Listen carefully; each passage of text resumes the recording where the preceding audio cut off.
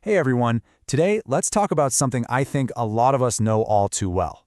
That feeling of being constantly on edge, like there's a low-grade alarm just humming in the background of your life. We're going to get into why that happens and, more importantly, how to finally find the off switch. I mean, really think about it for a second. That tension you carry in your shoulders, that vague sense of dread that pops up for no good reason, or just a mind that absolutely refuses to be quiet. If any of that is ringing a bell, you're in exactly the right place, because we are about to unpack what's really going on. Okay, so let's jump right in with a really powerful way to think about this. Picture your body's stress response as a fire alarm. It's a brilliant system designed to keep you safe. But sometimes, the wiring gets a little frayed, and it starts blaring when there's no fire, not even any smoke. And please, if you take one thing away from this, let it be this. This feeling is not a weakness. It is not a character flaw. It's basically a technical glitch. Your biology is just stuck running an old protection software that you don't need anymore, especially when you're perfectly safe. So what does this glitch actually look like? Well, a healthy nervous system kind of flows like a gentle wave, rising and falling. But when it gets stuck on, whoa, it looks like this jagged red line. It's just a constant state of high alert. That's the anxiety, the hypervigilance, and it is absolutely exhausting. So, the big question is, why? Why does this happen to us? Well, to figure out how to fix the alarm, we've got to first take a peek at the wiring diagram of our own nervous system. Okay, so all of your body's automatic functions are run by something called the autonomic nervous system. The easiest way to think about it is like a car. It has two main modes, a gas pedal and a brake pedal.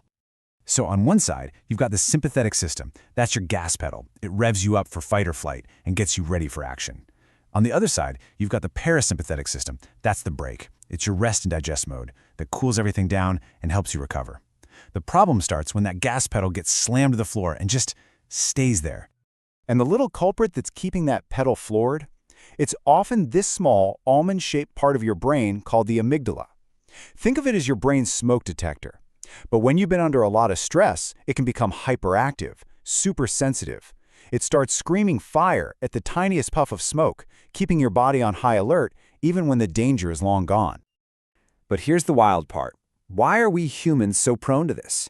It turns out this whole vulnerability is a weird side effect of what makes us, well, us.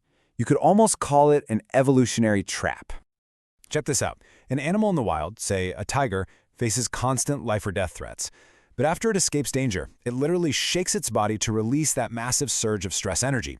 Then it just goes about its day. But us, with our big, complex brains, we can think about it, worry about it, replay it in our heads. We essentially override that natural instinct to release the energy, and instead, we trap it inside. And the result? This quote just hits the nail on the head. Your brain gets stuck running these old defensive programs in the background. It's just like when your computer has way too many apps open and it slows to a crawl. You feel foggy, sluggish, and inefficient because all your processing power is being used to fight threats that aren't even there anymore. Okay, so we're stuck in a loop and our system is running slow. How the heck do we reboot? Well, the really good news is that you have a manual override switch. It's built right into your body, and it's time we learn how to use it. The key is your breath. I absolutely love this quote because it's so true. Your breath is like the flywheel in an engine. It regulates the rhythm and speed of everything else. And here's the kicker. It's the one automatic system that you can also consciously control. So by consciously changing the way you breathe, you can manually hit that brake pedal. You can activate your parasympathetic nervous system whenever you want. This sends a direct, powerful signal from your lungs straight to your brain that says, hey, we're good. You can stand down. The threat is gone. So how do we actually do it? There are lots of techniques out there, but one of the most effective and easiest is called the 4-7-8 method.